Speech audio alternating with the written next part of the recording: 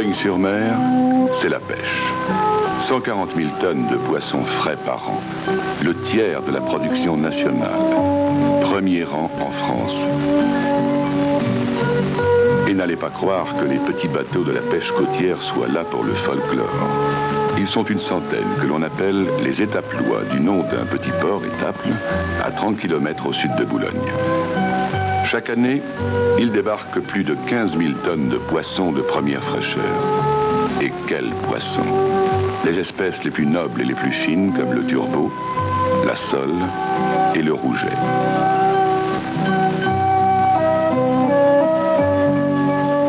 Contribution précieuse d'une pêche artisanale qui n'en suit pas moins les progrès de la technique dans tous les domaines. Le bois cède peu à peu la place à l'acier et l'on s'équipe pour la pêche arrière à l'exemple des grands frères de la pêche industrielle de Boulogne. La pêche artisanale a fait la renommée de Boulogne, mais pour cueillir de nos jours les lauriers de la pêche européenne, une trentaine de champions parcourent les mers, les puissants chalutiers de la pêche industrielle, équipés des tout derniers perfectionnements de la technique et de l'électronique. Une flotte ultramoderne de véritables navires-usines qui ramènent à quai de jour comme de nuit 120 000 tonnes de poissons de toutes sortes. Hareng, merlan, maquereau, aigle-fin, rascasse, lieu noir, colin, cabillaud et bien d'autres. Ils sont triés, étêtés, vidés, nettoyés et conditionnés à bord avant d'être mis à terre.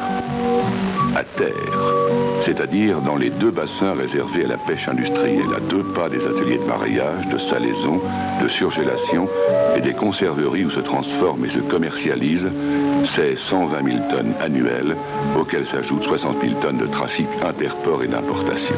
Tout ce tonnage, éminemment périssable, doit être vite, très vite, acheminé vers les lieux de consommation. Aussi, le poisson ne fait-il qu'une courte halte à Boulogne et le plus souvent pour y être traité en filet.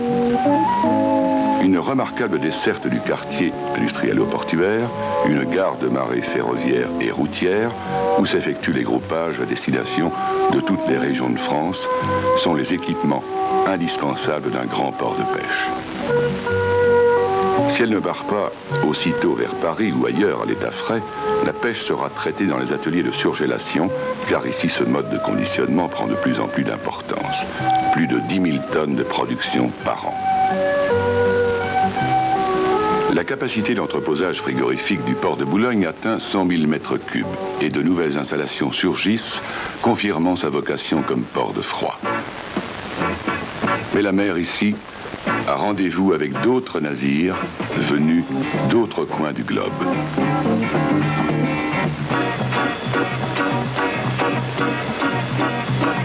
C'est grâce à sa situation privilégiée au carrefour maritime le plus fréquenté du monde que Boulogne assume la fonction commerciale la plus importante de la région du Nord après Dunkerque.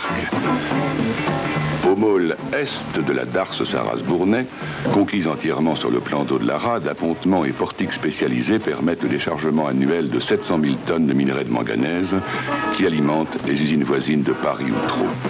Ouverte directement sur la mer sans écluse, accessible aux navires jusqu'à 200 mètres de long et déplaçant 35 000 tonnes, la Darse-Sarraz-Bournay fait de Boulogne un port d'escale rapide, très compétitif au sein de l'Europe du Nord-Ouest. Le môle ouest de la Darse, c'est le quai de l'Europe. Il reçoit toutes les marchandises autres que le minerai. Du bois, bien sûr, mais aussi les ciments et clinquers qui forment une activité remarquable de l'économie boulonnaise, des vins et du whisky de Grande-Bretagne et bien d'autres trafics qui connaissent un développement spectaculaire depuis la création du nouveau port de commerce. Accroissement constant aussi du trafic de poissons surgelés, tels le thon pêché dans les mers chaudes, et des viandes congelées provenant d'Amérique du Sud, et ceci grâce à l'étonnante capacité d'entreposage frigorifique du port.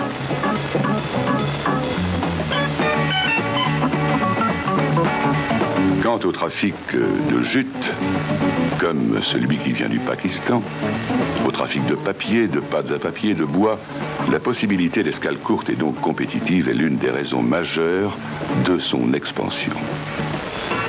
1000 mètres de place à quai, 13 grues de 3 à 15 tonnes de puissance de levage, plus de 30 000 mètres carrés de hangars fermés, 35 000 mètres carrés de terre-plein pour le stockage extérieur, 4 voies de chemin de fer à quai et un large réseau routier.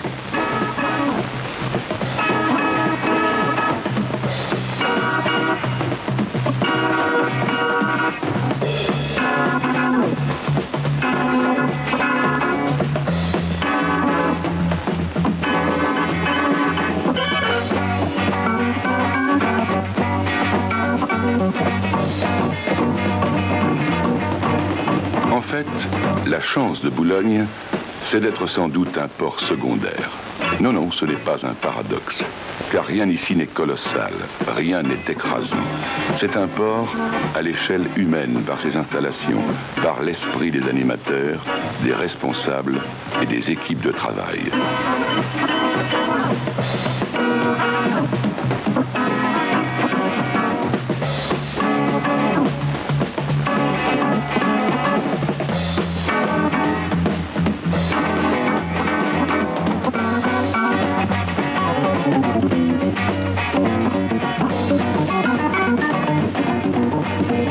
Ainsi, avec la complicité de la mer, Boulogne et ses hommes donnent-ils au nord de la France sa place dans le monde.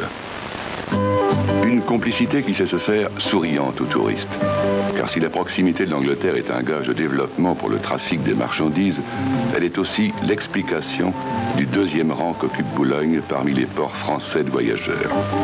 2 liaisons transmanche avec les ports britanniques de Douvres et de Folkestone assurent chaque année un trafic d'1,5 million de voyageurs et de 250 000 véhicules. Moyen de transport maritime numéro 1, le car ferré ou navire autocarrier. Faisons ensemble l'une des nombreuses traversées quotidiennes dans les 2 sens, ne fût-ce que pour goûter le confort et la sécurité de ce car ferré. 90 minutes de voyage entre Douvres ou Folkestone et Boulogne, c'est le temps d'une conversation dans les magnifiques salons du navire, le temps d'un essai aux machines à sous, le temps d'une consommation au bar ou d'une collation à l'anglaise au restaurant.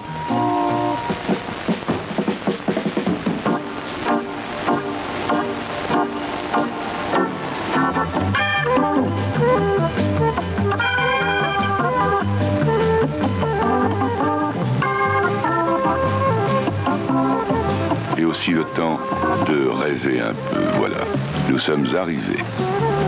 Déjà.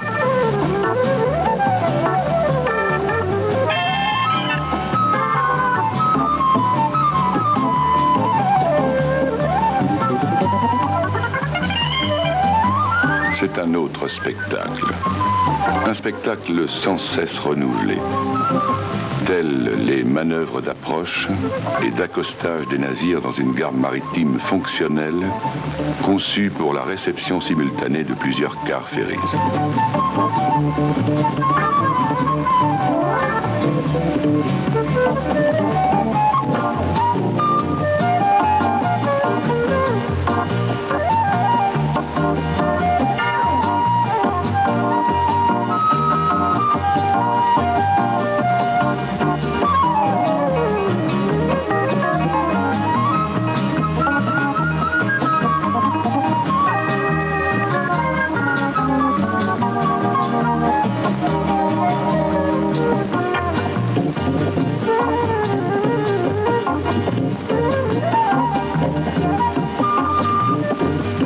Les passerelles inclinables descendent en pente douce jusqu'au navire.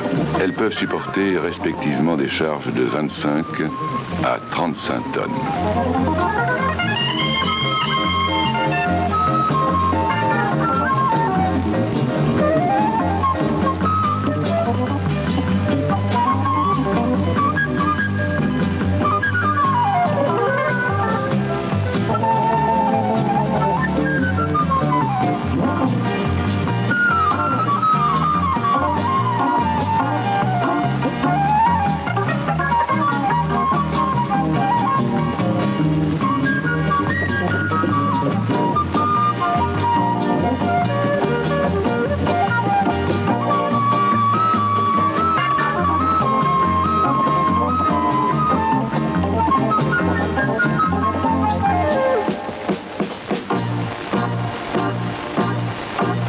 Réservées à l'origine au trafic des voitures de tourisme, ces passerelles sont utilisées également pour le trafic roll-on-roll-off. Ce trafic RoRo, comme on dit ici, c'est la manutention horizontale qui supprime en partie les ruptures de charge. Camions et remorques s'engouffrent ainsi dans ces navires spécialement conçus pour ce type de trafic.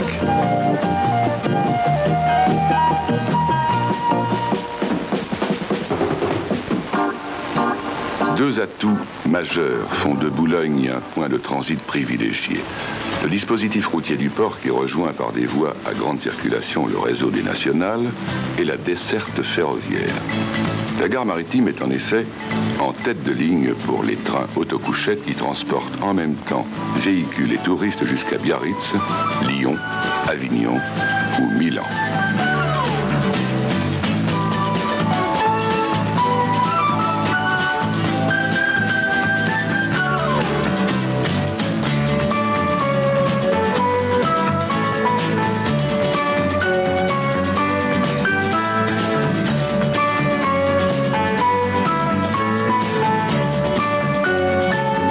Ceux qui voyagent sans voiture sont également assurés de trouver ici des correspondances ferroviaires vers Paris et toute la France. Mais la région boulonnaise est riche d'attraits et de nombreux touristes s'y attardent volontiers grâce à des billets spéciaux à prix modique.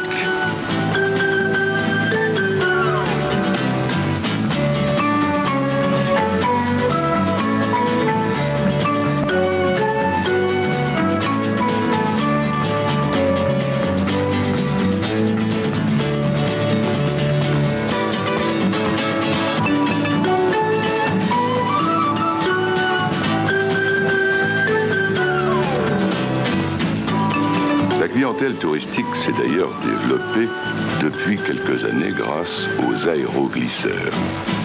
Cette salle d'attente a beau ressembler à toutes les autres salles d'attente internationales avec son ambiance colorée, ses parfums, ses boutiques, ses boissons, ce qu'on attend ici, c'est un étrange engin, né de l'imagination d'un savant britannique.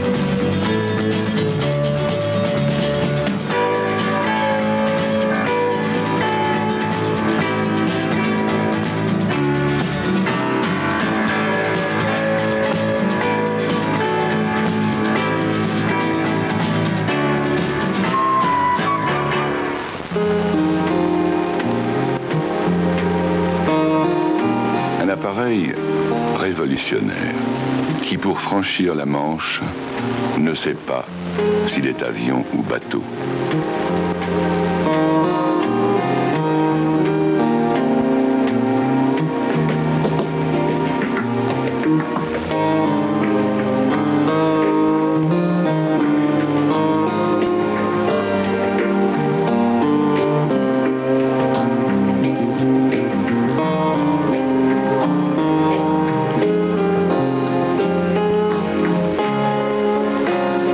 Voici l'Overcraft, poussé par les 14 000 chevaux de ses 4 turbines à gaz.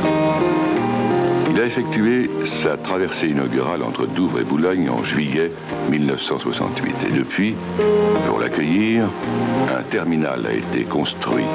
Un terminal spécialisé, desservi par la route et le rail, avec toutes les commodités d'un aéroport moderne.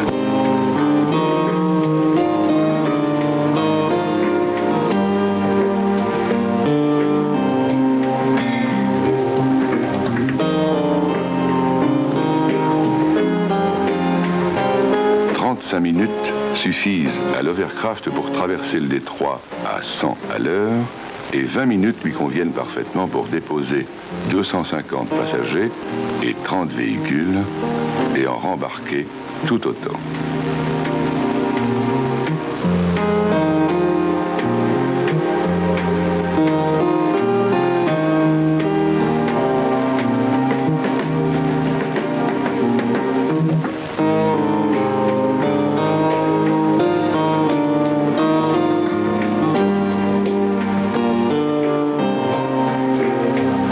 Les services de l'Overcraft sont assurés pendant toute l'année entre Douvres et Boulogne et parfois avec 16 allers et retours dans la journée en période estivale.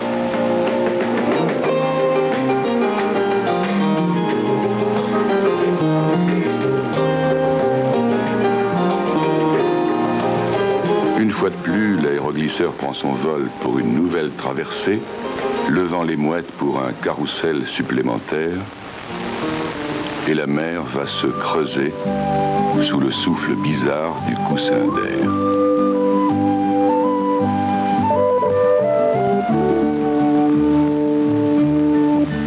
Boulogne, c'est aussi un port de plaisance, situé à 2 pas du centre-ville. Une rade exceptionnelle qui permet, en toute sécurité, les agréments des sports nautiques.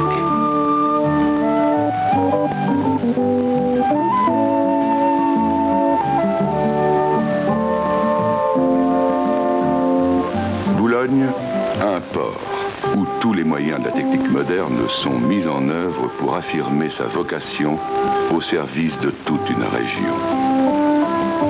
Boulogne, c'est tout cela. Un port omnium, où une mer et des hommes vivent et travaillent ensemble.